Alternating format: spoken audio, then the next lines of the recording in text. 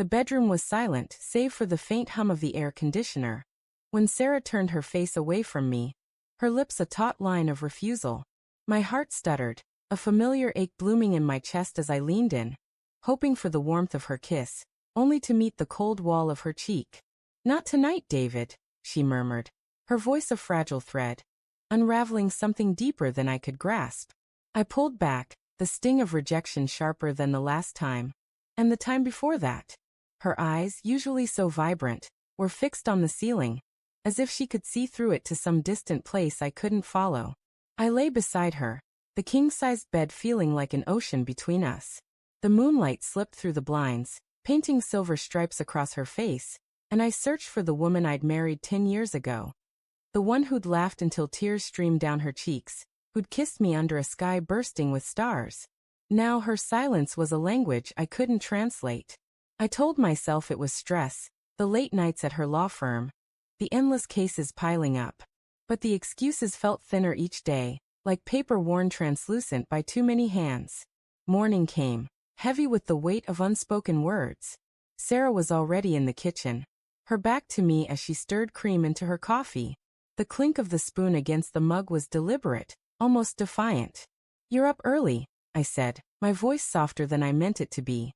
She didn't turn. "Meeting with a client," she replied, her tone clipped, like she was cutting away any chance for more. I noticed her phone, face down on the counter, its screen lighting up with a notification she quickly swiped away. A flicker of unease stirred in my gut, but I pushed it down. She was my wife. Doubt had no place here. The day dragged, each hour a slow drip of unease. At work, my cubicle felt like a cage, the hum of fluorescent lights amplifying the thoughts I couldn't quiet. Sarah's late nights, her sudden need for space, the way her laughter had faded like a song played too many times. I tried to focus on spreadsheets, but my mind replayed that moment in the kitchen. Her phone, that quick, guarded swipe. By noon, I was dialing her number, my thumb hesitating over the call button. No answer. Just voicemail, her voice bright and professional, a stranger's voice. That evening, I found her car in the driveway, earlier than usual. The house smelled of jasmine, her perfume, but it was laced with something else. Cologne, sharp and unfamiliar. My pulse quickened as I stepped into the living room. Sarah was on the couch, her laptop open, her fingers pausing mid-type. "You're home," she said, her smile tight, like it was painted on. A glass of red wine sat on the coffee table, half empty, beside a second glass with a faint lipstick stain. Not her shade. My stomach twisted. "Whose is that?" I asked, nodding toward the glass, my voice steady despite the storm building inside me. Her eyes flicked to it, then back to me, a flash of something. Guilt? Fear? Crossing her face before she smoothed it away. "Oh, a colleague stopped by to drop off some files," she said too quickly. "We had a quick drink. Work stuff." Her words were smooth, practiced, but they didn't fit the shape of the truth.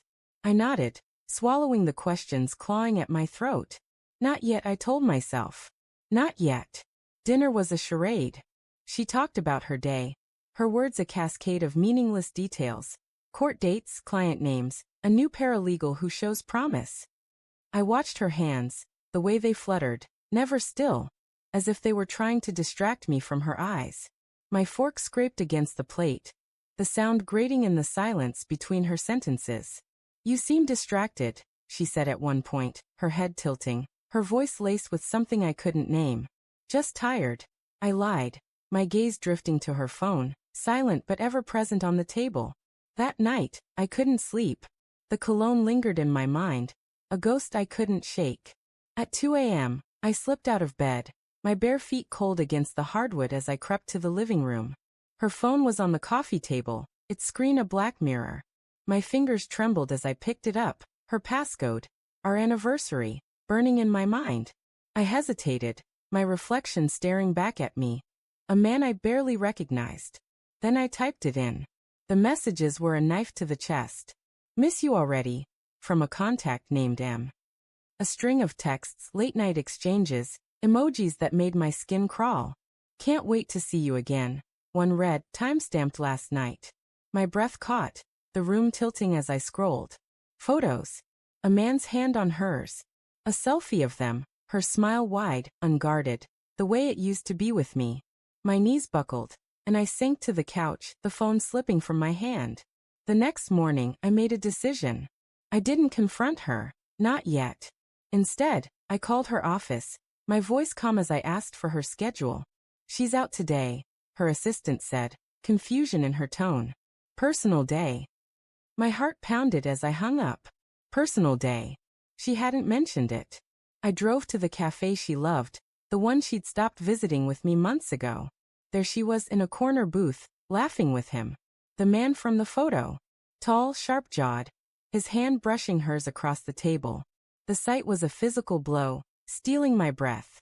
I didn't storm in. I didn't scream. I sat in my car, watching through the window, my hands gripping the steering wheel until my knuckles whitened. Every laugh, every touch, was a shard of glass in my chest. But beneath the pain, something colder took root, clarity. I drove home, my mind racing, piecing together the red flags I'd ignored. The late nights, the locked phone, the perfume that lingered too long. I'd been blind, but not anymore.